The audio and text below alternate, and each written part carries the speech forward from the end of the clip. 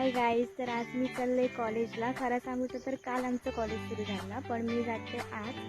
तर बघूया माझं आजचा दिवस कसं होता. तर पप्पा म्हणायला लागले की मी तुका आज सोडते. तर आज कॉलेजला जाते पप्पांसोबत आणि त्यांची नेहमीची रुटीन म्हणजे आधी हॉटेल स्टॉप. तर मग काय सकाळची सुरुवात समोसा आणि वडापावाने केली. खाऊन झाला तशी गेलो पिंगोळीच्या गणपती मंदिरात. पाय वगैरे पडान घेतला आणि आम्ही निघालो कॉलेजला जा.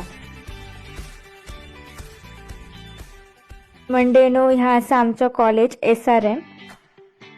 कॉलेज सुटला तसं म्हटलं आज मार्केटमध्ये जाऊचा, कारण आज आमका आईवीरची शॉपिंग करूची होती.